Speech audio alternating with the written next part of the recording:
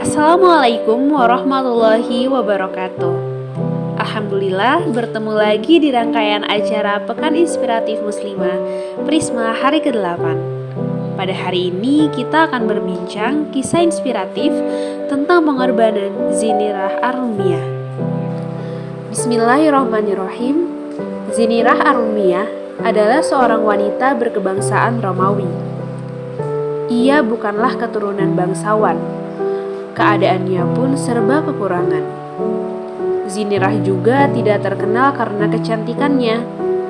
Ia hanyalah seorang hamba sahaya yang terpisah dari keluarganya dan menjadi tawanan dalam sebuah peperangan. Semenjak itu, ia menjadi budak yang berpindah dari satu tuan ke tuan yang lain. Selama menjadi hamba sahaya, tak jarang mendapatkan perlakuan yang kasar dari tuannya. Hingga suatu saat, sampailah ia di kota Mekah dan Umar bin Khattab membelinya dengan harga murah untuk dijadikan hamba sahaya. Suatu ketika, Zinirah berkenalan dengan seorang hamba sahaya yang senasib dengannya. Darinya, Zinirah mulai mengenal Islam karena hamba sahaya tersebut menjelaskan ajaran yang disampaikan oleh Rasulullah Shallallahu Alaihi Wasallam. Tanpa rasa ragu, Zinirah sepenuh hati memeluk Islam. Ia melakukan ibadah secara sembunyi-sembunyi karena takut diketahui tuannya, Umar bin Khattab, yang saat itu belum memeluk Islam dan memusuhi Rasulullah Shallallahu Alaihi Wasallam. Zinirah sholat, berzikir, dan membaca Al-Quran dengan syahdu dan penuh penghayatan. Namun, sekecil apapun rahasia pasti tercium. Begitulah yang dialaminya. Umar sangat marah melihat Zinirah sedang membaca Al-Quran. Tatkala itu segala penyiksaan bermula.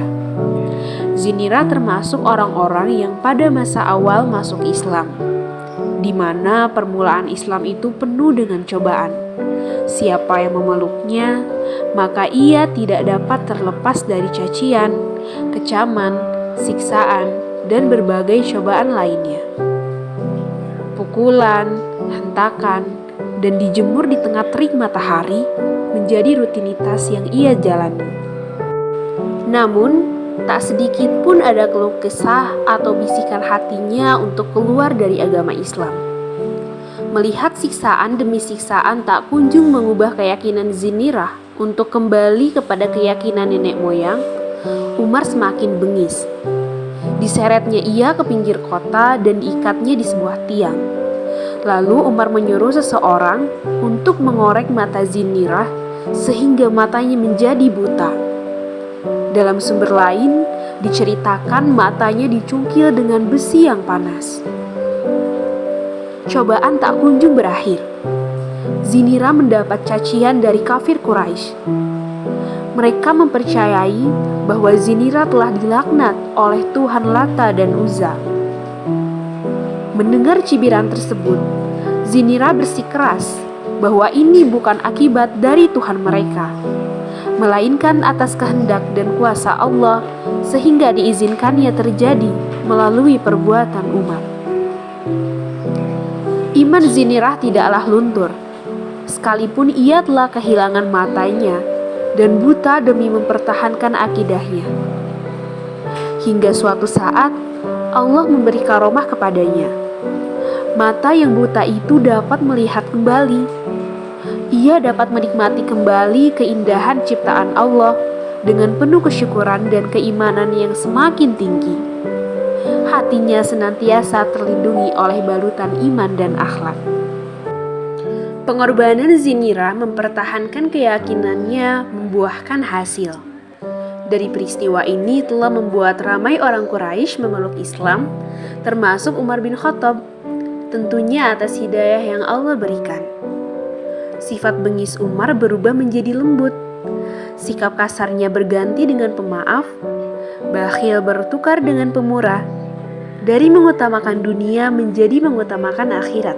Bahkan Umar adalah salah satu yang tergolong Khulafaur Rasyidin. Saudariku, kisah Zinira memperlihatkan kita bahwa buta mata bukan berarti penghalang untuk melihat jagat raya. Mata hatinya tidak pernah buta untuk melihat kebenaran Islam. Pandangan hatinya mampu menembus pandangan zahir. Betapa tingkatan iman yang teramat tinggi yang dimiliki oleh Zinira. Pengorbanannya begitu hebat. Semoga kita dapat mengikuti keteladanannya dalam konteks masa kini.